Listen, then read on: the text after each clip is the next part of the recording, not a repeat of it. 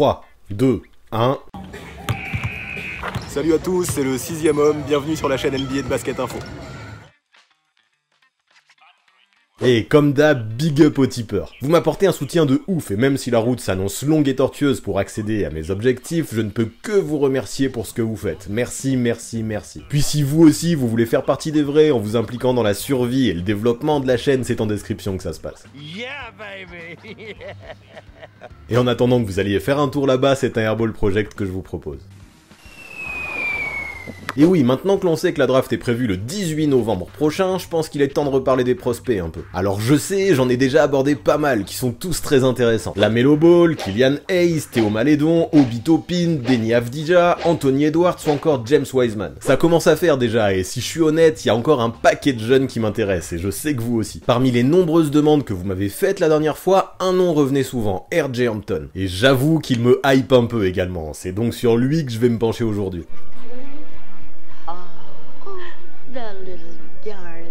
Alors comme d'habitude, pour commencer, j'aborderai son parcours à RJ, ça permettra de situer le contexte, surtout qu'il y a pas mal de choses à dire. Ouais, on connaît, et après tu parleras de ses forces et de ses faiblesses. Tranquille, tranquille, déjà pense aux nouveaux qui connaissent pas forcément, puis en plus, si t'étais vraiment au courant, tu saurais que j'aime pas parler de faiblesses, mais plutôt de points à travailler. Les prospects se développeront forcément avec le temps, et dire le mot faiblesse, ça me semble vraiment sévère pour des gamins. Mais ouais, du coup, pour RJ Hampton, comme pour tous les autres prospects, j'évoquerai ses forces et ses points à travailler, et tu verras que ce sera nécessaire. Parce que ouais, tout ça me permettra d'essayer d'envisager sa place à la draft, l'équipe dans laquelle il fitera le mieux, mais aussi son rôle et son avenir en NBA. Par contre, vu que je ne suis pas devin, qu'il y a de grandes chances que je fasse un gros airball dans mes prédictions, je vais faire comme d'habitude appel à ma super boule de cristal pour me filer un coup de main. Alors c'est parti, RJ Hampton est-il un futur All-Star en NBA comme on l'entend parfois ?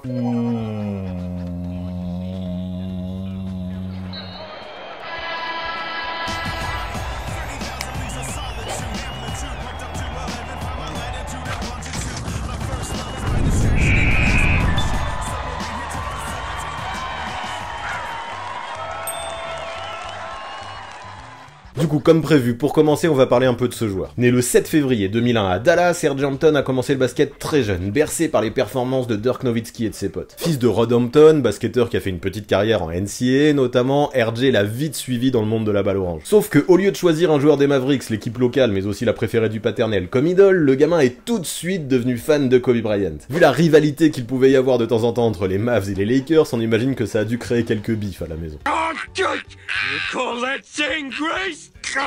En tout cas, comme son idole de Black Mamba, RJ s'est mis à taffer, et à taffer dur même, si bien qu'à 15 ans, il était déjà sur les tablettes de beaucoup de scouts. Là, après une année au lycée, et malgré les promesses qu'il avait faites, il décide finalement de snobber la célèbre Monteverde Academy pour rester chez lui. Grand bien lui en a fait, car à Little Elm, il pète tout, remporte une tonne de distinctions individuelles et tourne à des moyennes folles de 32 points, 10 rebonds, 6 passes et 4 interceptions. Le mec est la star de son état, tout le monde se déplace pour le voir jouer, et pour couronner le tout, il fait 2 matchs à 50 points. Un truc de malade. Des matchs à 50 points, mais aussi une moyenne de 10 rebonds par match au lycée, tu disais, c'est un intérieur ou quoi? Pas du tout. Hampton est clairement un combo guard qui alterne entre le poste 1 et le poste 2. Ceci dit, il dominait tellement physiquement en high school que prendre 10 rebonds, c'était limite une formalité pour lui. En parallèle, et on pouvait s'en douter, l'adolescent a également à son actif des sélections dans les équipes nationales jeunes. Même si sous le maillot de Team USA, il cartonne un peu moins en raison d'un temps de jeu plus faible et des soucis de blessure, Hampton a quand même pu obtenir 2 médailles d'or au championnat des Amériques U16, mais aussi à la Coupe du Monde U17.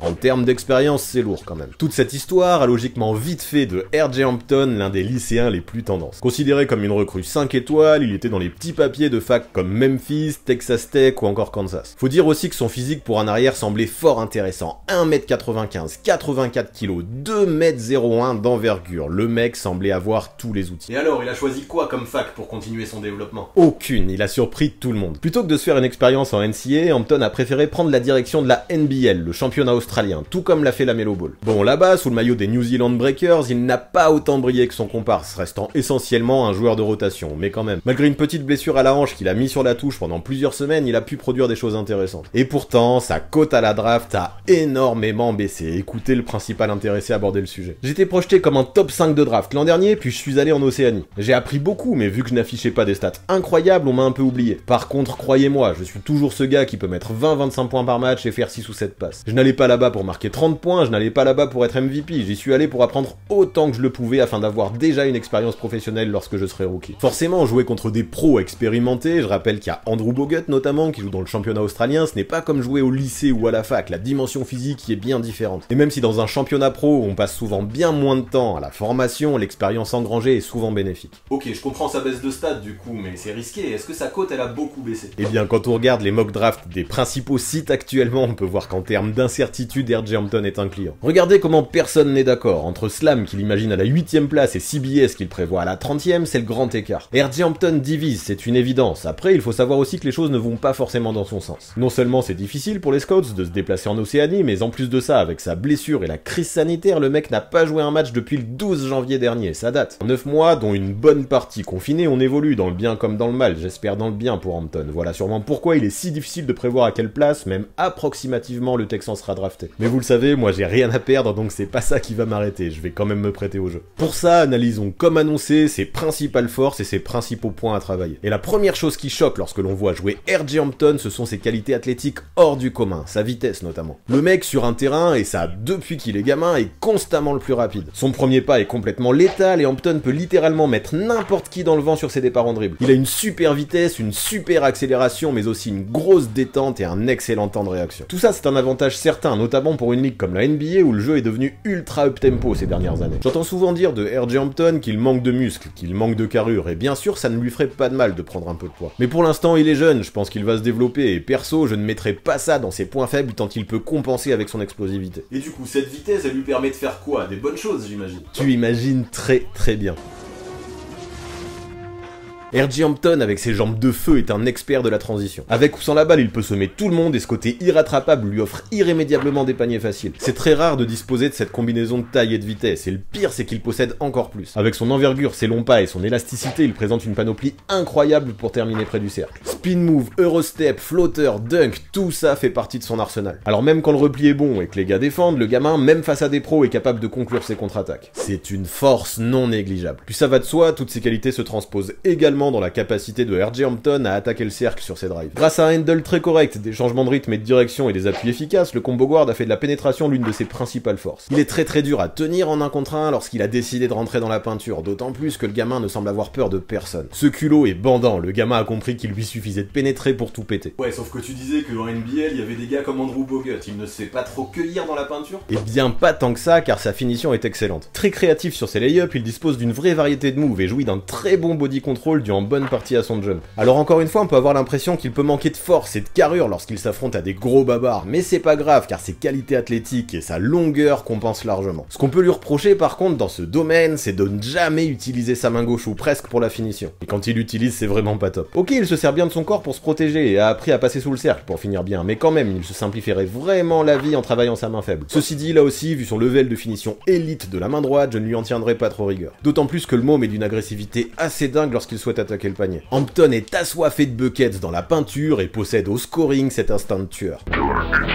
Cette rage de vaincre et cette volonté de scorer sur n'importe qui apporte une vraie plus-value au jeu de Hampton. Il est un score first player qui, quoi que la défense lui propose, trouvera la confiance pour aller scorer. Cette agressivité fait non seulement plaisir à voir, mais en plus de ça, elle est contagieuse. Ok, c'est un vrai scoreur, mais pour l'instant, j'ai aussi l'impression que c'est un gros cœur. C'est ce qu'on pourrait penser au premier abord, mais si ça avait vraiment été le cas, je n'aurais pas mis l'agressivité parmi ses points forts. Si j'en suis là, c'est qu'en attaque, le natif de Dallas est loin d'avoir 0 de QI. Il connaît ses spots, respecte les stats avancées, force peu de tirs et sait ressortir la balle lorsque tout est fermé. Franchement, RJ est agressif et il utilise réellement cette faculté mentale à bon escient, j'aime ça. Ok, sauf que là, quoi qu'il arrive, tu donnes que des qualités et tu fais que le défendre, le mec a pas de défaut ou quoi? Ah, je sens que toi tu veux que j'enchaîne avec des points à travailler, eh bien allons-y, c'est vrai que pour l'instant je me suis beaucoup attardé sur ses qualités. Surtout qu'il y a quelque chose qui semble assez évident, quand tu disposes d'un tel profil de fusée et que tu es jeune, tu peux avoir tendance à confondre vitesse et précipitation. Son handle est bon, hein, je l'ai déjà dit, mais quand tu es si rapide pour maîtriser la balle, tu as besoin d'être élite dans ce domaine. Parfois son corps semble aller tellement vite que la gonfle ne suit pas, forcément ça lui fait perdre la balle sur certains drives. Après il y a rien de rédhibitoire, hein, tout le monde perd des ballons, mais plus les défenses seront physiques et athlétiques, je me dis, plus il sera compliqué de garder la gonfle. Soigner ça et se précipiter un peu moins tête baissée ne ferait selon moi pas de mal à R.J. Hampton. Ses actions sont bien choisies, comme je le disais tout à l'heure, mais un poil plus de patience sur ses drives rendrait son jeu beaucoup plus propre.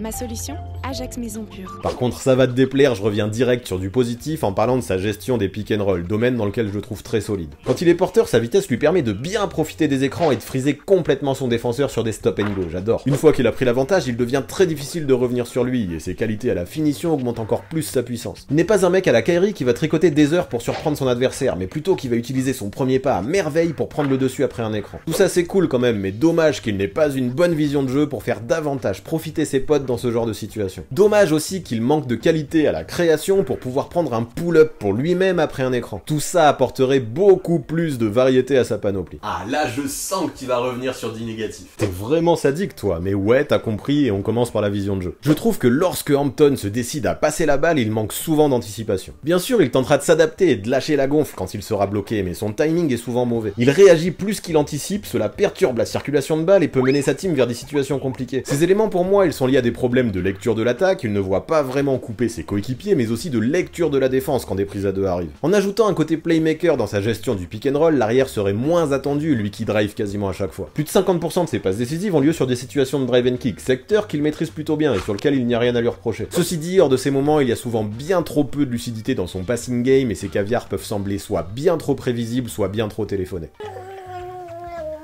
Pourtant, et ce qui est rassurant, c'est que de ce côté-là, Hampton peut quand même avoir quelques éclairs de génie. Il est capable de distribuer la balle main gauche comme main droite, et lorsqu'il voit les choses, sa qualité de passe est plutôt bonne. Ses soucis viennent beaucoup plus de la vision de jeu, de l'anticipation et de la lecture que d'un manque de savoir-faire, c'est frustrant. Voilà pourquoi en vrai, pour l'instant, je préfère l'imaginer en tant que poste 2 plutôt qu'en tant que porteur de balle principal. Après, comme je vous le dis souvent dans la section commentaires, je n'aime pas trop comparer des prospects à des joueurs NBA, mais vous insistez. Alors on va dire que dans ces situations de pick and roll, avec sa mentalité de score first player, Hampton me fait beaucoup penser à un Jordan Clarkson. Par contre, l'arrière du Jazz est bon lui dans la création de son tir, ce qui n'est pas forcément le cas de notre prospect du jour. Ce dernier ne prend quasiment jamais de tir en sortie de dribble, et en schématisant grossièrement avec Hampton, c'est soit du drive, soit du catch and shoot. Pourtant, encore une fois, il semble capable, son handle est largement suffisant pour lui permettre de prendre des pull-ups sur sa gauche comme sur sa droite. Alors ok, on pourrait dire que d'un côté c'est pas mal qu'il en tente peu vu qu'il est plus performant sur ses drives. Par contre, d'un autre côté, ça peut donner envie de s'arracher les cheveux parfois, c'est pour ça que j'en ai plus beaucoup quand tu vois qu'il force pas davantage son talent dans ces situations. Encore une fois, varier son jeu lui apporterait un côté bien moins prévisible qui pourrait s'avérer rédhibitoire face aux défenses NBA. Ok, t'as beaucoup parlé de son drive, là tu viens de parler des pull-ups, t'as évoqué les catch and shoots, mais justement au niveau du tir globalement, ça dit quoi chez RJ Hampton? Eh bien ça, quand je vois ces pourcentages de loin qui ne sont pas loin d'être catastrophiques, je ne peux que mettre ça dans ses points à travailler. Ceci dit, ce domaine me rend particulièrement optimiste. A few moments later. Mais pourquoi ça tient pas là? 2 hours later. Bon, j'ai mis de l'aluminium, un cure-dent, du scotch, de la super glue, j'en ai plein les doigts, mais ça a l'air de tenir. Bref, je crois que je parlais de son shoot, je disais que ça faisait partie de ses points à travailler, mais que ça me rendait plutôt optimiste. Je trouve sa mécanique très bonne sur le haut du corps et je n'ai rien à redire sur la forme du tir. Ok, la tendance qu'il a à ratterrir les jambes serrées peut poser question, mais je suis tatillon. J'aime aussi le fait qu'il sache jouer sans ballon. Ok, il prend peu de pull-up, mais lorsque ce n'est pas lui qui lance le pick and roll, il sait écarter le jeu et se démarquer pour être dangereux en catch and shoot. Et ce qui me hype, c'est que depuis son retour aux États-Unis, il bosse beaucoup là-dessus. Son coach n'est autre que Mike Miller, qui est juste l'un des meilleurs shooters de l'histoire NBA. Je trouve d'ailleurs qu'à ce propos, le discours et la mentalité de RJ Hampton sont très intéressants. En ayant passé 5 mois avec Mike, j'ai senti que mon shoot avait progressé à 100%. Alors je ne vais pas aller en NBA et mettre directement 7 3 points par match. Par contre, si les défenseurs passent derrière les écrans parce qu'ils ne respectent pas mon shoot et que je peux en mettre 2 ou 3, ça me va. Je veux être ce joueur qui vous effraie à l'idée qu'il puisse pénétrer, mais qui, si vous lui laissez de l'espace, pourra mettre des 3 points. Cela va ouvrir tout mon jeu. RJ Hampton a tout dit, car pour moi, l'un des secrets de sa réussite se situe pile ici. S'il punit les défenseurs qui passent derrière les écrans, plus personne ne le fera et ça lui ouvrira encore plus ses possibilités de drive. Là, croyez-moi, vu ses qualités, il pourra sanctionner beaucoup de monde, en NBA y compris. Et ce qui semble encore plus intéressant, c'est que Mike Miller himself est très optimiste sur son potentiel de sniper. Avec la façon dont il shoot, je suis plutôt confiant sur le fait qu'il se rapproche des 40% à 3 points d'ici 2 ou 3 ans. La régularité que j'ai vue chez lui, les choses qu'il a apprises, ce sont les mêmes choses que j'ai travaillé avec une tonne de shooters dans la ligue. Ils ont tous connu une transformation. Ce n'est donc pas de la spéculation, j'ai déjà vu les progrès qu'il a fait en à peine 2 mois, donc je connais aussi les progrès qu'il fera d'ici 3 ans. S'il continue à s'entraîner de cette façon, il sera vraiment dangereux en NBA. Si Mike Miller le dit, on peut lui faire confiance. Ok, ça me va et ça me plaît bien, mais quid de la défense? Quid? Eh bien là, encore une fois, je suis partagé, car chez RJ Hampton, le potentiel défensif est là. L'arrière possède tous les outils, les appuis, l'envergure, la vitesse et les réflexes. Ça lui permet par exemple de vite revenir sur les close-out lorsqu'il veut aider ou qu'il est en retard, il peut gêner. Par contre, et ça c'est pas cool, il manque cruellement de QI défensif. Hampton a des soucis de placement vraiment flagrants et n'anticipe pas assez. Là-dessus, pour moi, il a beaucoup de travail à fournir. Parfois, il semble courir bêtement et suivre le ballon plutôt que de se placer en fonction de ses coéquipiers, ce qui peut donner des situations relativement ubuesques. Le mec se comporte parfois comme un poulet sans tête, un peu. Ça franchement ça ne me plaît pas du tout. Il est tellement partout et nulle part que parfois il suffit d'un seul switch pour qu'il se retrouve totalement perdu. Après j'imagine que son coach lui dit d'arrêter de se jeter partout et heureusement. Sauf qu'avec Hampton c'est un peu tout ou rien et parfois il semble complètement s'endormir loin du ballon. Défensivement le gamin a un côté bipolaire fort énervant. Ah, il poulet sans tête, bipolaire, t'es violent. Et quand il est sur le porteur, ça se passe comment? Eh bien c'est la même chose. Parfois il semble nonchalant, n'a pas les mains assez actives et se fait passer comme un torero. En parallèle quand l'envie est là et qu'il essaye de faire mieux, ce n'est pas ça non plus, c'est même presque pire. Le gamin est souvent beaucoup trop près de son vis-à-vis et vu qu'il n'anticipe pas, il peut se prendre des écrans de plein fouet. Ça pique, franchement, s'il ne regarde pas plus autour de lui, un jour il finira KO en NBA avec des gars comme Steven Adams par exemple. Quoi qu'il arrive, cette mauvaise appréciation de la distance défensive sera pénalisante je pense dans la grande ligue. Il se fera crosser par plus rapide et les plus costauds pourront passer l'épaule. En gros, Hampton galérera en NBA face à une bonne quantité de poste 1 et de poste 2 qui seront soit trop vifs, soit trop costauds, soit trop malins en sachant utiliser les écrans. Déjà qu'il aura du mal à défendre sur son poste, les capacités de switch seront très limitées et ça peut être rédhibitoire chez certains coachs. Bien sûr, parfois il pourra compenser ses erreurs par sa vitesse, son jump et ses qualités athlétiques pour faire des exploits, mais dans la grande ligue ça ne suffira pas. Si défensivement il ne progresse pas significativement, certains coachs n'auront pas le choix que de le cacher pour éviter qu'il soit ciblé. Et ça, comme je le disais, beaucoup n'aiment pas. Donc ouais, pour résumer de ce côté-là, bien qu'il ait les outils en défense et que je ne suis pas non plus totalement fataliste, ce qu'il montre pour le moment ne me semble pas à la hauteur. Surtout que ses faiblesses ont largement été mises en lumière par le fait de jouer chez les pros, qui à la fois sont plus expérimentés mais aussi plus costauds. Bon ok, je crois qu'on a un bon aperçu de quel type de joueur il est là, et ça me fait un peu peur, donc parle-nous un peu de la suite là. Tu vois comment son avenir en NBA? Ouais, il est temps de faire le bilan. R.J. Hampton a beaucoup de choses pour lui, que ce soit les qualités athlétiques, l'instinct de scoreur, la mécanique de shoot, les outils défensifs ou le jeu en transition. Par contre, il a de vraies lacunes aussi, comme la défense ou l'adresse au shoot, deux secteurs qui me semblent essentiels. En vrai, avec lui, on sent vraiment la formation US, tout sur les qualités athlétiques et rien sur les fondamentaux. Pour résumer, le môme peut devenir un diamant de très haute qualité, mais il faudra passer beaucoup de temps à le polir. Parce que oui, soyons honnêtes, à moins qu'il se soit vraiment transformé depuis le mois de janvier, je ne vois pas R.J. Hampton NBA ready pour l'instant. En fait, c'est pour ça que les scouts ont tant de mal à anticiper sa position dans la draft, qui sera étroitement liée à la quantité de risques que seront prêtes à prendre les équipes. Puis là, en plus, la situation ne va pas dans son sens. Personne ne l'a vu jouer depuis en bas, et en parallèle, le contexte sanitaire ne lui a pas permis de faire des workouts face à d'autres prospects pour prouver sa valeur. Tout ça fait de lui une grosse inconnue, car oui, le plafond peut être haut, mais le plancher peut être bas, le gamin doit progresser, se développer, mûrir. Les progressions qu'il montrera sur son tir, sa défense et sa vision de jeu représenteront des clés. Heureusement, si on revient sur le shoot, qui pour moi me semble la composante essentielle, Mike Miller est optimiste. Il devient beaucoup plus régulier et comprend comment devenir un shooter. En voyant ses progrès et en sachant que je serai là pour lui, que ça aille bien ou non, je me dis qu'il saura en profiter, prendre le train en marche et atteindre le niveau All-Star. Bon, pour Mike, la question est déjà toute répondue. Le gamin sera All-Star, surtout que lui a l'avantage de l'avoir vu à l'œuvre dernièrement. Mais avant de voir ce que j'en pense de cette idée, parlons de la draft. Les capacités au scoring que Hampton possède me laissent penser qu'il tombera difficilement en dessous de la 20e place. Je vois bien une équipe avec un jeu up-tempo et de besoins scoring, notamment sur transition, prendre le risque. Et je vous laisse pas mariner plus longtemps, je pense vraiment à Dallas en fait. Dans ce rôle, je pense que R.J. Hampton sera bien meilleur à terme que ce qu'un J.J. Barea ou un Trey Burke peuvent l'être aujourd'hui. Et quand je vois que les Mavs ont le 18e choix dans sa draft, je me dis que ça correspond, que ça peut être une bonne idée. En plus, le mec jouera dans le Texas, à la maison, avec un public voué à sa cause, avec un coach intelligent, mais aussi un modèle comme Luka Doncic qui lui excelle dans les fondamentaux. Quand on sait que le Slovène, qui a été formé chez les pros, a largement influencé la décision de Hampton de partir en Océanie, je me dis que dans le Texas, toutes les conditions seront réunies pour se développer dans tous les secteurs, à commencer par le tir. En vrai, s'il ne progresse jamais en défense, mais qu'il devient un vrai danger en attaque, panier à 3 points y compris, ça ira bien dans un rôle de 6ème homme dynamiteur, capable de mettre des points vite et bien en alternant shoot, drive et transition. Ce costume pourrait lui convenir très vite dans une équipe comme Dallas, et je me dis que c'est dans ce rôle-là qu'il se développera le plus. Par contre, de là à l'imaginer All-Star, comme le disait Mike Miller, pour moi, il y a un monde. Et puis sans progrès significatif en attaque, j'ai bien peur que sa défense soit vraiment trop faible pour pouvoir obtenir du temps de jeu en NBA. Du coup à Hampton de mûrir, de se développer, de grandir, de taffer sur ses faiblesses s'il ne veut pas se faire oublier au bout d'un banc dans la grande ligue. Mais ne soyons pas fatalistes, il semble non seulement avoir le potentiel, mais aussi le mental pour éviter ça. Voilà pour ce qui est de R.J. Hampton, voilà pour ce qui est de mon 24e Airball Project. Bon, ça vous plaît toujours là les prospects? Il y en a encore que j'ai pas fait et qui vous intéressent? Pour être honnête, moi oui, et plusieurs même. Alors si vous voulez que je continue, et pourquoi pas que j'envisage une mock draft d'ici le 18 novembre, faites-le moi savoir. Et pour faire ça c'est facile, il faut lâcher tout de suite un pouce bleu qui me permettra directement d'évaluer votre niveau de hype. Puis surtout, n'hésitez pas comme d'hab, aidez-moi à choisir les prochains qui passeront sous ma loupe. Pour ça c'est tout aussi simple, spammez les noms des coms avec les gars de la QV 2020 que vous voulez que j'analyse. Non seulement ça m'aidera à faire mes choix, mais surtout, je tiens à vous faire plaisir aussi. Après, pour le reste de l'actu, vous le savez, c'est sur Basket Info. J'y passe du temps à rédiger tous les jours, et d'ailleurs récemment, j'ai fait un papier sur R.J. Hampton, qui lui dit qu'il se verrait bien sous le maillot des Knicks. Je vous mettrai tout ça en description. Pour venir débattre avec la commu et découvrir mes all-time teams, c'est sur Discord et Instagram que ça se passe, vous connaissez, là aussi, il y aura toutes les informations en dessous. Et pour finir, vous connaissez les bails, abonnez-vous et activez la cloche si vous ne voulez pas manquer mon prochain prospect. Puis lâchez votre pouce bleu, je le répète, posez votre com, si vous le faites pas, j'ordonne à ma boule de cristal de faire en sorte que votre team pique le pire bust à la draft. Ce serait bête de prendre un tel risque pour si peu, non? Ouais, je vous menace. À très vite. Non.